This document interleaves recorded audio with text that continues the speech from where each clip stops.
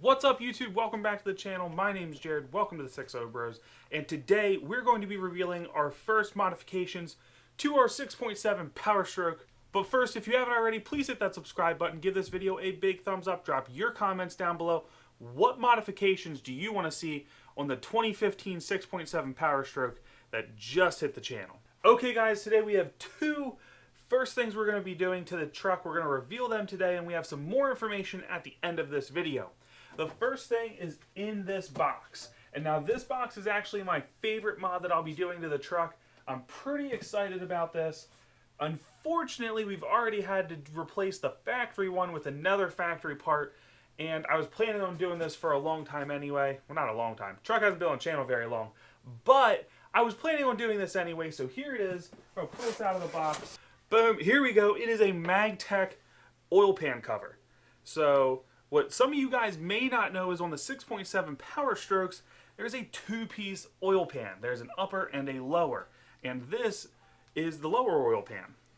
So there's a few reasons I went with the Magtek version. There's a lot out there. There will be a link down in the description for the Magtek color. Will be an affiliate link, guys. We always appreciate your support. But I will also include links to other ones that I think are nice upgrades as well. So to review, we have a nice black finish on this with the machine fins that Magtek has become very well known for with their different covers, whether that be diff covers, transmission pans, or oil pans, as in this instance here. So really nice finish, looks good. Drain plug here, it actually has the torque spec, 30 inch-pounds right there. I think that's nice.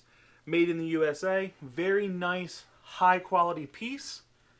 Inside here, we have an O-ring here that comes pre-installed on this. Also here, this is magnetic, and it's actually a pretty strong magnet here. As you can see, it'll hold up this whole bag. Not that this is super heavy, but it's got your Allen wrenches in for all the bolts around here and for the drain plug itself, along with all new hardware, so the bolts and washers to go with it. Also, in the instructions, it has everything for any part that you might need to replace, whether the O-ring or bolts, whatever. It has the part numbers for them. Now let's go into main reasons why I think this is a worthwhile upgrade for your truck. So the factory pan has this really thin, flimsy, it's just stamped steel. I believe it's steel. I don't know if it's aluminum or not, but it's just a stamped piece. So it has a very thin mounting point, and I just don't think that's ideal. Diesels run really hot. They are put through extreme conditions to operate in, and I think that just leads to potential warping of that piece. It's relatively common for them to leak. In my instance, why I replaced it was because it was leaking, and the previous guys that had it managed to strip the oil pan threads out, because why would we install that bolt correctly? Some people just shouldn't be allowed to have a wrench, in my opinion. Anyway, another nice feature of this is it does add 2 quarts capacity. The 6.7 Powerstroke comes with a 13 quart capacity, so this adds it to 15. I'm coming from a 6 liter, so I still have the 6 liter. 6 liter still on the channel, guys. But my 6 liter, I'm just used to putting 15 quarts in there. I get 3 of the 5 quart things from Ford, and we're done. So with this will allow me to continue to do that. I won't have to worry about which truck I'm buying oil for. It's just the same one each time. And again, that's a relatively dumb thing, in my opinion, to be excited about, but I do like it. Just makes life a little bit easier for me. But in the end, not a huge thing. Obviously, you don't need additional oil capacity in these trucks. They've proven to be incredibly reliable as is. So obviously, well, I don't know if obviously is the right word, but this is a super easy part to service. Even the factory one, it's super easy to get to. It's literally taking off those bolts around here. So I want to see if I can get this close to you guys, see if you can tell just how thick that mounting edge is. That's not going to warp at all. That's not going to cause an issue. And it's highly, highly unlikely this is ever going to leak. And if it does, you don't have to worry about if this warped. You just pull it off, put a new O-ring in, retorque everything. Heck, you could probably get away with just retorquing it if it does start to loosen up, through heat cycles or something. But super, super nice piece, very well made. Has the cooling fins down there. I am super excited about switching this out. This is going to be the first true modification to the truck that we do. Everything else to date's really just been getting it to run correctly and run well. We're still fixing that, which is going to be an announcement at the end of this video, so stay tuned for something I'm super excited about. Now, I did tell you that we're going to have two reveals on this one. This next one's not really a modification, but something that was missing because my truck was a plow truck, so it's not on there. It's a little hard to get in camera, so give me just 1 second. And here it is. This is a new valance for the truck. Obviously, the lower valance on it is not there. It just has the bumper. This was taken off. I just saw these here.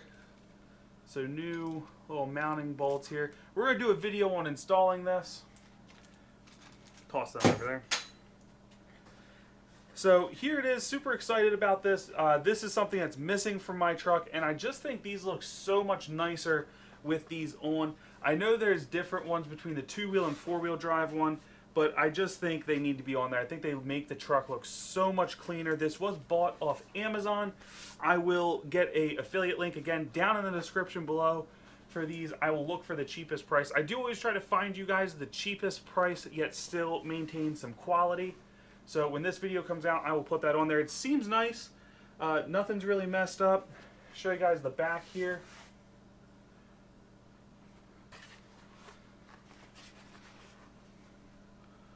For whatever this certification here is worth, I don't know if that's coming up or not. I will try to put that in better if it's not.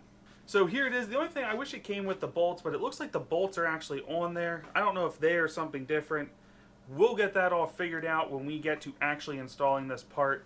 Again, that video is coming very soon. I may even do this as soon as tomorrow. That being said, that depends on how productive I am. I am actually planning on going up and doing some 6-liter content on Josh's truck and installing the Rhino diesel products coolant tank, or the degas bottle for Josh's truck that's up in the room. That's going to be a 2-part video. One's going to be getting it set up, and the other is going to be the actual install.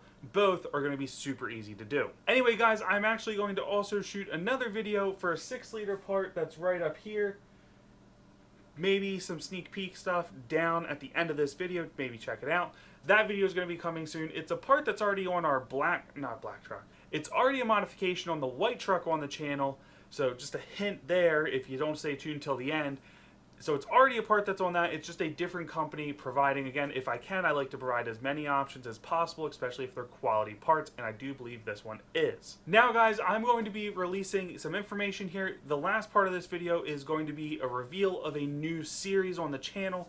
It's going to be a whole playlist dedicated to basically taking apart the 2015 truck. Even if I don't need to replace a part on it, I want to show you guys how to take it apart. So certain things will be easy, like headlights, taillights, fog lights. Some of the more in-depth things are coming in the form of suspension parts. So I'm going to be doing ball joints, wheel bearings, front U-joints. I've already had the drive shaft out of it. I've already shot most of the video for the front steering suspension. I've done a lot of that, but there's some clips when I went to edit that I didn't like. I didn't show things well enough. So we're going to go back, and while I won't be taking things apart, I'm going to be showing some of the tools and how I got in there to get to them and take parts off. Again, trying to show you guys the best way to do things, at least for me, what's worked well for me, and give you guys some tips and tricks along the way. It's no secret the 2015 hit the channel and has been a little bit of a basket case so far. We're trying to turn that into a positive. It's going to give you guys some great information on how to do some jobs you may not be as familiar with, or jobs we haven't really shown on the channel yet. In those videos, my goal is going to be to list as many parts and sources to buy them from to make things as easy for you guys as possible. In this process, I purchased one wrong part off Amazon, and it was a Moog part, and on their website it's listed. I don't know what it's for. I don't know if it's for a single or for a 4x2 instead of a 4x4 front end. I don't know, but it didn't fit on my truck, so I had to actually hike down to the Advanced Auto Parts store on foot. Only a half mile from my house, but it wasn't fun. I want to save you guys having to do that or run to the parts store at all. So we're going to include as many parts in these descriptions to replace as we can, whether that be light bulbs, actual products like taillights, all the different suspension parts I'm using. I'm going to be sending you guys the links I used. For the things I purchased at dealerships and I recommend purchasing at dealerships, I'm going to make sure I include that and just say this and give you the guys reason why I'm doing that. Anyway, guys, so part of those is going to be to really show people that you can be an average mechanic. I'm nothing special when it comes to mechanics. I like it. I'm decent at it, but I am by no stretch an actual mechanic. So I want to show you guys you can do it at home, you can do it safely at home.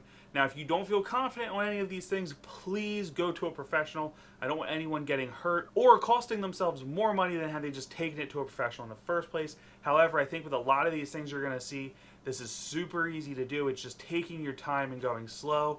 Maybe buying a few tools along the way, which if they're specialty tools, I will put links to them as well. Anyway, I just wanted to get a quick video out to you guys. I plan to do some shooting tomorrow and hopefully release a lot of new videos this coming week, into the next week and a half, get some good videos out to you guys.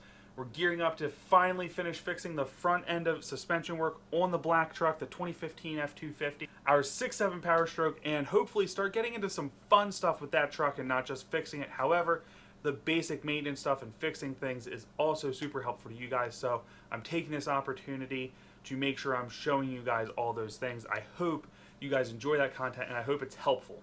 Now guys, those of you that are 6-liter fans and have those trucks, don't worry. The suspension from about 05 to 16 is almost identical, so you guys will be able to benefit. And also, it's not that much different from our earlier trucks, and I'll try to insert some changes from them since Josh and I both have 04s and my dad has an 0173. So a lot of this stuff will be interchangeable, but I plan to basically released at least a playlist going over basically disassembling as many things as I can, from taking off tailgates. The backup camera on my black truck doesn't work. We're going to get that fixed and show you the different processes to try to find these, along with a chasing down driveline vibrations or powertrain vibrations and causes of them and things I've found that fix them. Hint, hint, the drive shaft was one of them. But that's not everything that I've needed to replace. Thank you guys so much. I hope you enjoyed this quick little upload. Please hit that subscribe button. Give this video a big thumbs up. Drop your comments down below, guys. What do you want to see hit the channel next as far as 6.7 content? Any questions about our 6.0 Powerstroke, either of them? There are 2 on the channel.